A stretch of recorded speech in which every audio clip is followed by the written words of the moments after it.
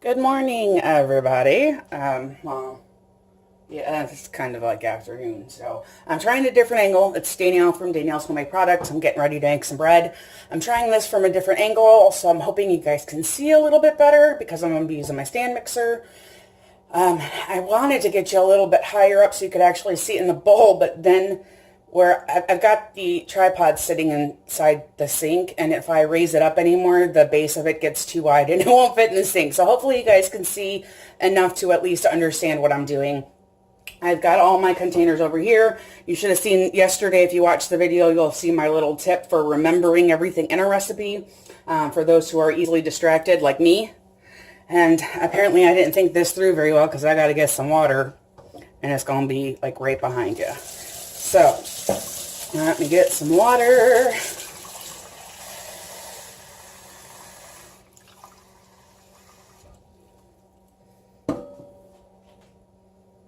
Oh, well, I don't know what happened again. I got the exact amount I needed on the first try. Usually it takes about 3 or 4 times.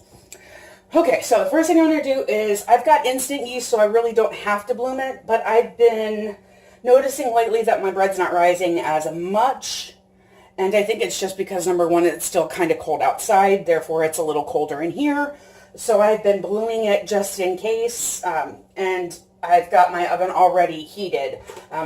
Sky made a cake a little while ago, so, and I need 2 teaspoons of, and I'm using instant yeast. Let's see, so 1 and 2. And I'm going to add my sugar to the water as well, because anybody who has made bread knows, or anybody familiar with yeast knows. I forgot what I was saying, so apparently it ain't important. See, that's what I'm talking about. That's why I have to use my little tricks to remember shit. Because I get into the middle of a sentence and I will completely forget what I am doing. And then people wonder if I have lost my mind. And sometimes I have to say, you gotta have it before you can lose it. Okay, and my little tip, in case you didn't get a chance to watch yesterday's video, I'm gonna give you a spoiler alert. After I use something, I put it away. That way, whatever's left on the counter are the only things I have left to add to whatever I am making. Whether that be dinner that I'm making, a loaf of bread, you know, a cake, frosting, whatever it happens to be. So I'll give this a good zhuzh, and I'll let this sit while I get everything else. Not like there's a whole lot left, but while I get everything else into the bowl. So I've got my 2 tablespoons of sugar. Sorry, I don't know that I said that out loud, so I'll go ahead and say it again. And then I'll give you a list of all of the ingredients once again. So I need 2 tablespoons of powdered milk.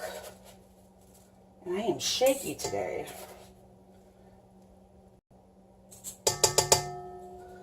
And my fibro meds, man, they give me some hot flashes.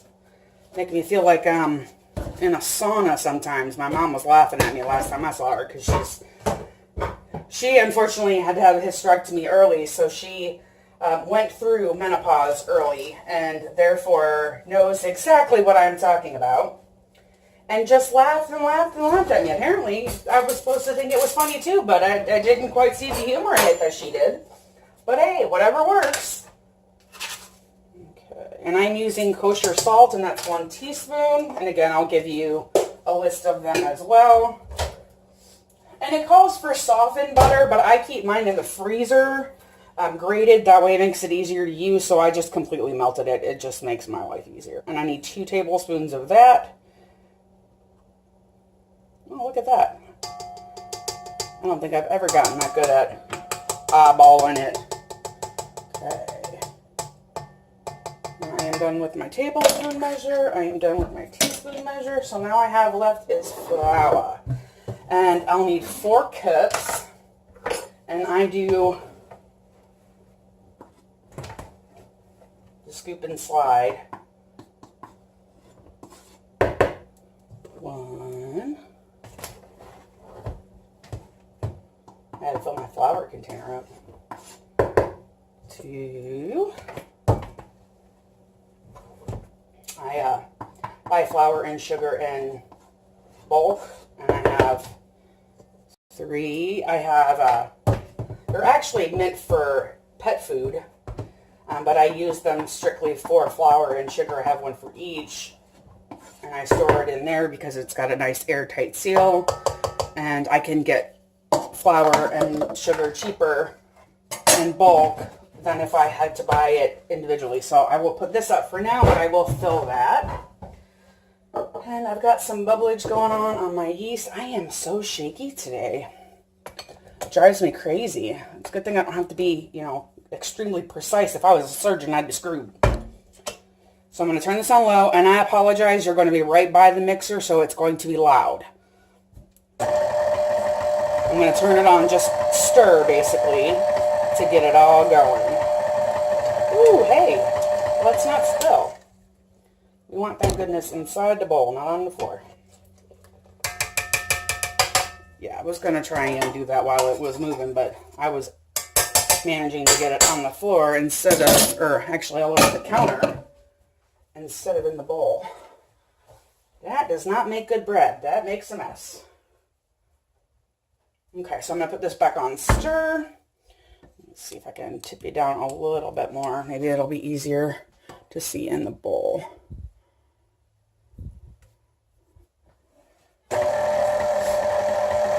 And I'm just going to let this baby do its job and mix it all together for me.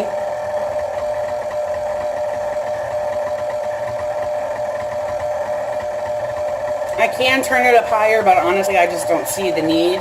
It's not going to hurt anything that it's running at a slower speed. It just might take a second longer to combine all the ingredients.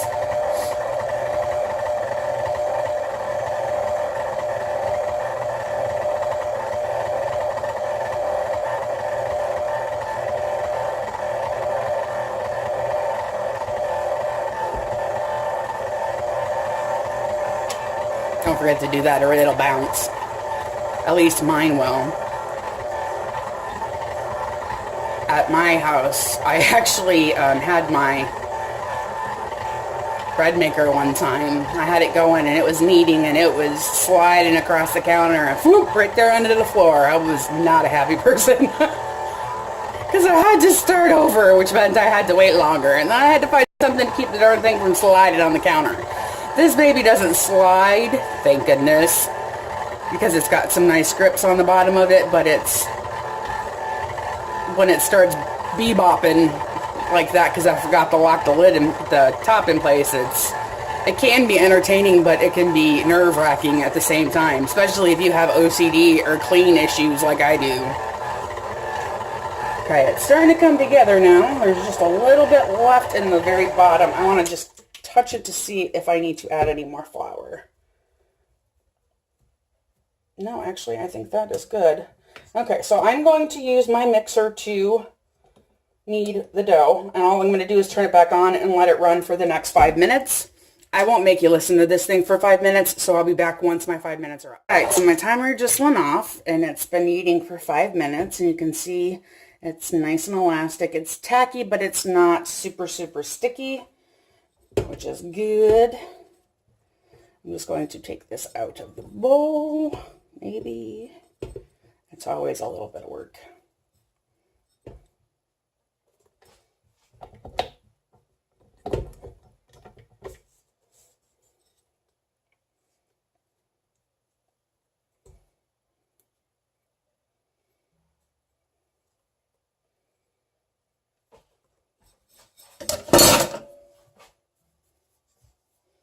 I think the trick is always getting the bowl off. Because sometimes, depending on what you're kneading, you can tighten that down. Now I'm going to push this guy up and out of the way. And I'm going to bring you guys over here and tip you down. Make it a little bit easier for you to see. Okay. Move my recipe card out of the way. I'm just going to bring this out onto the counter.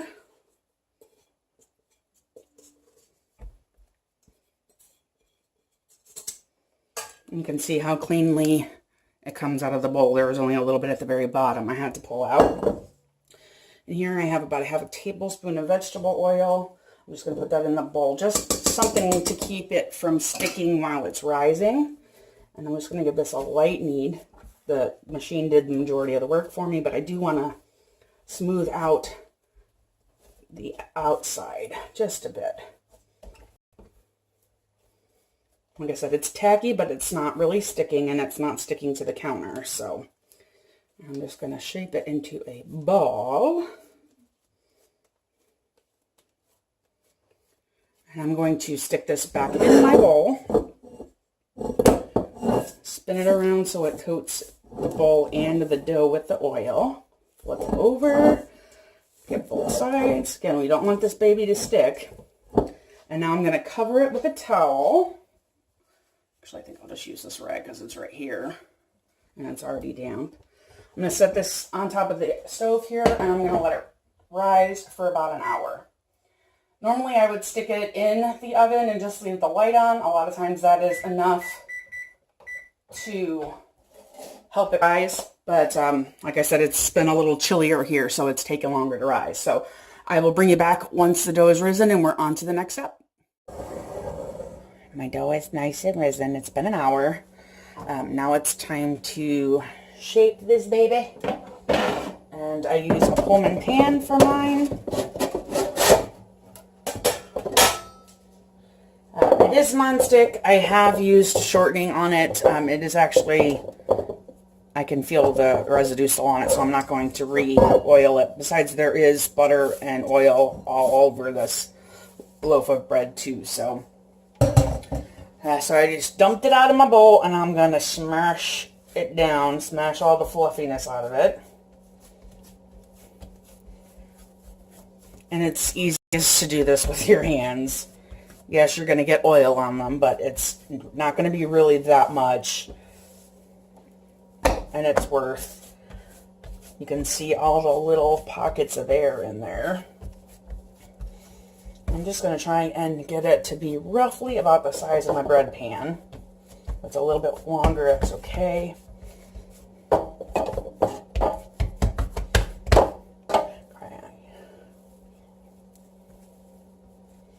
And I roll it up into a log.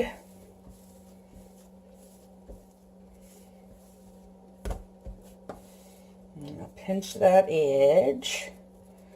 The last thing you want is for your bread to come apart while it's baking. And one way to keep that from happening too is to put it seam side down inside your pan. So. And I realize my loaf is longer, but that's okay. Because what I'm going to do is I'm going to take this end and I'm going to tuck it under and then mash it in so that it fills the corner. And I'm going to do the same thing with this. I'm trying to turn it, sorry, I bumped you. Turn it so you can see all that I'm doing. Tried to bring you in closer and didn't think about how that was going to affect. Okay, so I've got it as smashed in to the corners and all the edges as I can. And I got a hair. I think that was the hair. No. Yep. It's that time of year. Dogs shitting like crazy. Okay, so I've got that all smashed in. Now it's time to let this rest again. I'm going to let it rest with the lid on. Oh, why, there's always one way that's easier to get the lid on. That's not it. And it doesn't help that I am a little on the shaky side. So I'm going to let this rest for half an hour, and then I will put it in the oven at 350 degrees, and it will bake for about 30 to 35 minutes. I don't open it before I put it in the oven, so I'll just bring you back once I've taken it out of the oven, and you can see how pretty it is. I'll bring you back when it's done. Time to take our bread out and let it cool. It's still hot, but not so hot that I can't touch it.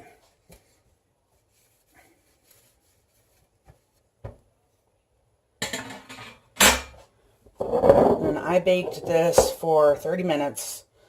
So we like ours a little on the softer side.